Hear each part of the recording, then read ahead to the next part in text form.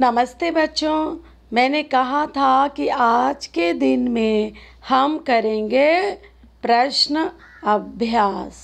तो चलिए, आज 8वें दिन पर हमें करना है दुख का अधिकार पाठ का प्रश्न उत्तर। तो चलिए, मैं आपके सामने प्रश्न उत्तर लेकर के हाजिर हूँ। पहला प्रश्न मौखिक वाले से देखते हैं। निम्नलिखित प्रश्नों के उत्तर 1-2 पंक्तियों में दीजिए। किसी व्यक्ति की पोशाक को देखकर हमें क्या पता चलता है? किसी व्यक्ति की पोशाक को देखकर हमें उसका समाज में दर्जा पता चलता है, उसकी हैसियत पता चलती है।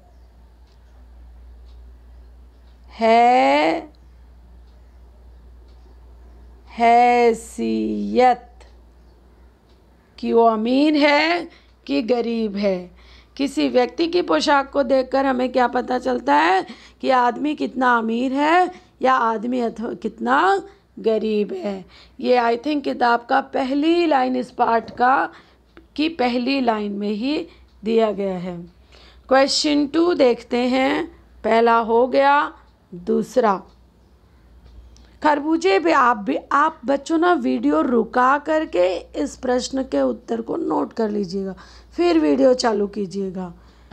चलिए, दूसरा प्रश्न, खरबूजे बेचने वाली स्त्री से कोई खरबूजे क्यों नहीं खरीद रहा था? क्योंकि वह मुंह छिपाए फूट फूट कर रो रही थी।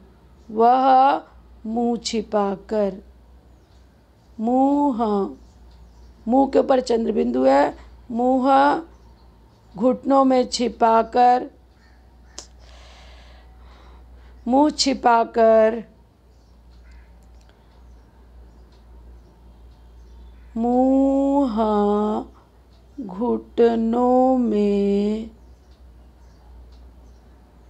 घुटनों में छिपाकर फूट फूट कर रो रही थी, इसलिए कोई उससे खरबूजे नहीं खरीद रहा था। हो सकता है कि लोगों को पता भी हो कि उसका बेटा मरा है, शायद इसलिए भी नहीं खरीद रहा हो।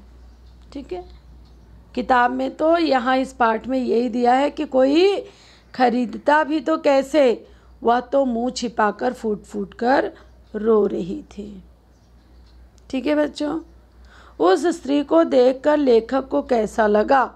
उस स्त्री को देखकर लेखक को लगा कि उसके रोने का कारण पूछा जाए। रोने का कारण पता किया जाए। ठीक है बच्चों, उसके रोने का कारण पता किया जाए। उस स्त्री के लड़के की मृत्यु का कारण क्या था? क्या कारण था? वह सुबह उसे सांप ने काट लिया था।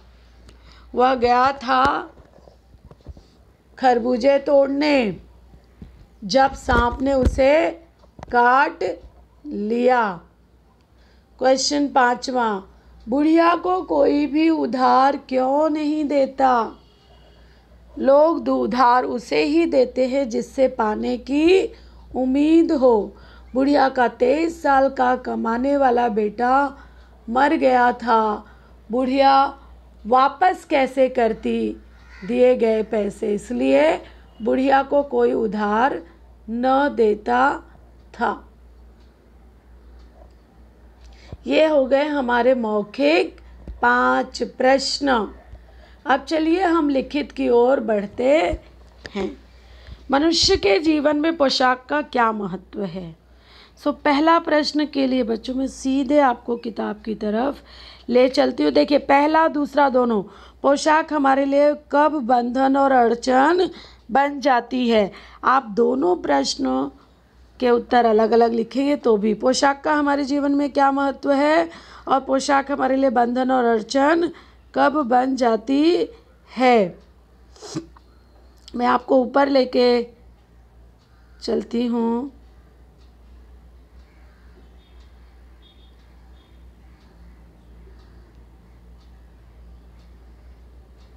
देखिए, पोशाक वाला जो पैराग्राफ है मनुष्यों के पोशाक के श्रेणियों में बांट देती है। अधिकार उसका दर्जा निश्चित करती है। वह हमारे लिए अनेक बंद दरवाजे खोल देती है, परंतु ऐसी भी स्थिति आ जाती है, ये वाला नहीं लिखना है इधर से, बंद दरवाजे खोल देती है। Don't write this. इसका उत्तर हम बाद में लिखेंगे इसको कि अड़चन कब बन जाती है, वहाँ पे जाएगा। परंतु यही पोशाक हम जरा सा नीचे झुककर समाज की निचली श्रेणियों की अनुभूति को समझना चाहते हैं तो उस समय ये पोशाक बंधन और अड़चन बन जाती है। बच्चों, दोनों प्रश्नों के उत्तर यहाँ पे मिल गए।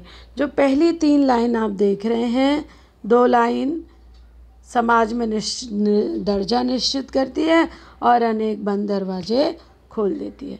उसके बाद में है कि बंधन और अड़चन कब बन जाती है। आप उदाहरण दे करके भी लिख सकते हैं। कल मैंने करवाया था कि शादी ब्याह के कपड़े पहन करके हम रोज़ाना का काम करने में अड़चन होती है, या मंदिर जाने वाला कपड़ा पहन करके हम डिस्को में नहीं जा पाते, वहाँ पर अड़चन हो जाती है। तो ऐसे एग्जाम्पल आप डाल करके भी बंधन और अड़चन कब बन जाती है आप इसको लिख सकते हैं। चलिए हम अपने तीसरे प्रश्न की ओर, लिखित के तीसरे प्रश्न की ओर बढ़ते हैं।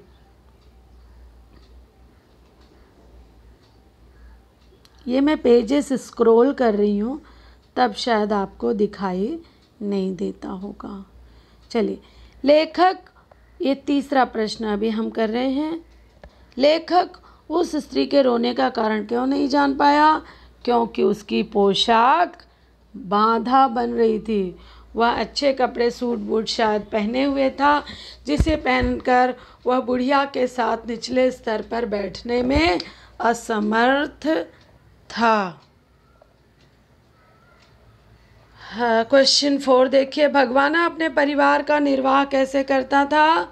वो कछियारी करके, थोड़ी सी 1.5 बीघे की ज़मीन थी, उसमें कछियारी करके वह अपने परिवार का निर्वाह करता था। आपको किताब से देखना है इसका उत्तर। बच्चों, बार बार ना रिपीट भी होगा, फिर भी चलो।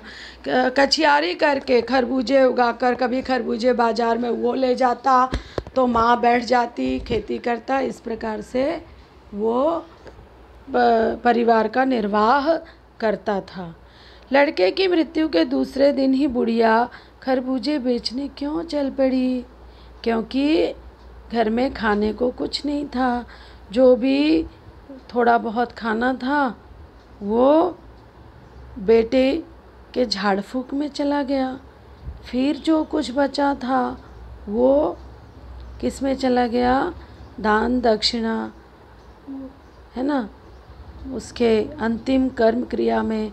बजाज की दुकान से कपड़ा ला करके उसे चुन्नी भूसे परलोक चला गया। घर में जो कुछ चुन्नी भूसी था उसे विदा करने में चला गया। ठीक है। सो ये सब की वजह से घर में खाने को कुछ भी नहीं था। बच्चे और बहू, ये सब घर में जो कुछ था वो उसे विदा करने में चला गया। बाप नहीं रहा तो क्या हुआ? लड़कों को सुबह उठते ही भूख से बिलबिलाने लगे। दादी ने उन्हें खाने के लिए खरबूजे दे दिए। लेकिन बहू का क्या? बहू का बदन बुखार से तवे की तरह तप रहा था। अब बेटे के बिना बुढ़िया को दुअन्नी चौन्नी भी कौन देता? इसलिए क्योंकि बेटे बहू को भी तो कुछ दवा दारू करवानी पड़ेगी। बुखार से है, तप रही है, बच्चों को भूख लगी है, तो बुढ़िया क्या करती? तो इसलिए बुढ़िया रोते रोते आंखें पोंछते भगवाना के बटोरे हुए खरबूजे डलिया में समेटकर बाजार की ओर चल पड़ी। मिल गया बच्चों उत्तर? हाँ, यही है आपका उत्तर। प्लीज़ लिख लेना। कहानी आपने समझ ली है। कुछ अपने तरफ से भी जोड़ तोड़ करके लिख सकते हैं उत्तर। ठीक है, चलिए अब हम आ गए क्वेश्चन नंबर 6 पर। We are doing question number 6 now. बुढ़िया के दुख को देखकर लेखक को अपने पड़ोस की संभ्रांत महिला की याद क्यों आ गई? क्योंकि दोनों का दुख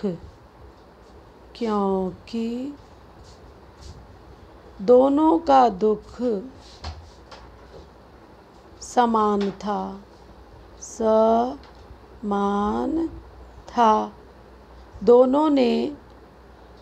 दोनों ने अपना जवान बेटा खोया था। सो लेखक अंदाज़ा लगाना चाहता है इस अमीरी गरीबी की खाई का, कि एक तरफ तो संभ्रांत महिला के दुख में आधा शहर दुखी है और दूसरी तरफ ये बुढ़िया के दुख में कोई नहीं है, कोई उसका साथ नहीं देता।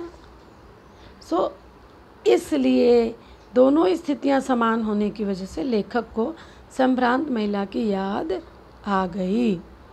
50-60 शब्दों में लिखिए, बाजार के लोग खरबूजे बेचने वाली स्त्री के बारे में क्या क्या कह रहे थे, अपने शब्दों में लिखिए।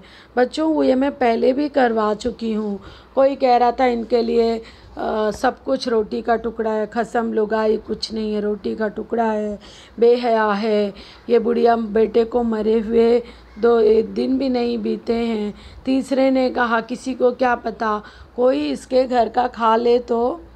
वो पूरा पैराग्राफ में से लाइनें निकाल के इतना लिखिए कि आपका आंसर 50 से 60 मतलब 5 to 6 लाइन हो जाए। ओके, वहाँ से डायलॉग्स लिखने हैं बेटा इस उत्तर में। ओके, सो क्वेश्चन नंबर 1 हो गया। पास पड़ोस की दुकानों पर पूछने पर लेखक को क्या पता चला? पास पड़ोस की दुकानों से पूछने पर लेखक को पूरा कहानी आ जाएगा कि उसका 23 बरस का बेटा था, वो मर गया और ऐसा। ठीक है बच्चों, तो ये आपको लिखना है। लड़के को बचाने के लिए बुढ़िया माँ ने क्या क्या उपाय किए? बुढ़िया माँ ने ओझा को बुला लाई, झाड़ फूँक किया। हाँ बच्चों, जो भी उसके हाथ में छन्ना ककनी था सब उसको बेच बाच करके ओझा को बुलाया, झाड़ फूँक करवाया। लड़के को बचाने के लिए ये उपाय बुढ़िया ने किया। लेखक ने बुढ़िया के दुख का अंदाज़ा कैसे लगाया? अब देखिए, ये जो कैसे दुख का अंदाज़ा कैसे लगाया और ये आंसर मिलता जुलता है ना। दुख का अंदाज़ा अपनी संभ्रांत महिला, पड़ोस की संभ्रांत महिला को याद करके लगाया। ठीक है बच्चों, सो संभ्रांत महिला को याद करके लगाया कि कैसे उसके दुख में पूरा ये दुखी था और वो उठ नहीं पाती थी। 3 डॉक्टर उसके सिरहाने खड़े होते थे। ये लास्ट पैराग्राफ में इसका आंसर, यहाँ पे पूरा पैराग्राफ है। देखिए, उस पुत्र वियोगी दुख का अंदाज़ा लगाने के लिए दुखी माता संभ्रांत पुत्र 2.5 मास तक पलंग से उठ नहीं सकी। 15-15 मिनट पर पुत्र वियोग से मूर्छा आ जाती थी। डॉक्टर खड़े रहते थे। पुत्र पूरा लोगों, शहर भर के लोगों के मन में उस पुत्र शोक से द्रवित हो उठे थे। ये करके, इसको याद करके लेखक ने बुढ़िया के दुख का अंदाज़ा लगाया।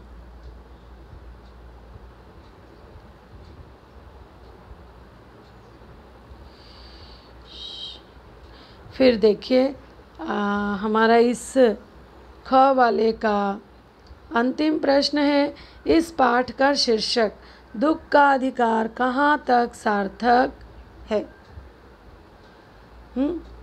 दुख का अधिकार शीर्षक कहाँ तक सार्थक है? बिल्कुल सार्थक है ना बच्चों? क्योंकि इस पाठ में तो बुढ़िया को दुख मनाने का अधिकार ही नहीं है। सो दुख का अधिकार सार्थक है। जिसके पास धन है, रुपया है, जैसे कि संभ्रांत महिला, वो दुख मना सकती है। वो 2.5 मास तक पलंग से न भी उठे तो कोई फर्क नहीं पड़ता। लेकिन बुढ़िया के पास तो और अनेक जिम्मेदारियां हैं जिससे वो दुख भी मना नहीं सकती। तो इसलिए दुख का अधिकार शीर्षक सार्थक है। बच्चों, आज के लिए मैंने आपको बहुत काम दे दिया है। 5 प्रश्न ये थोड़े 50 से 60 वाले हैं और कम शब्दों वाले ये 6 प्रश्न हैं और ये 5 प्रश्न भी है जो मौखिक वाले हैं, कम शब्दों में लिखने हैं। तो ये काम आप करके रखिएगा। अब मैं आपको ये पाठ का आशय स्पष्टीकरण जो है और भाषा अध्ययन ये मैं आपको कल तो गुरुवार होगा और परसों शुक्रवार होगा। कल गुरुवार है तो मैं व्याकरण नहीं तो रचना लेखन लूँगी और उसके बाद मैं लूँगी गिल्लू वाला पूरा करेंगे। और ये मैं मंडे को आपका काम चेक करूँगी। चेक इन द सेंस तब तक आपका काम पूरा हो जाना चाहिए। एक बार स्कूल खुलेगा बच्चों तो बहुत सारा काम आपके सिर पे होगा। प्लीज़ इसलिए रोज़ का काम आप रोज़ करते जाइएगा। पेज नंबर 11 आशय स्पष्टीकरण मैं अपनी अगली क्लास में करवाऊँगी। तब तक के लिए धन्यवाद।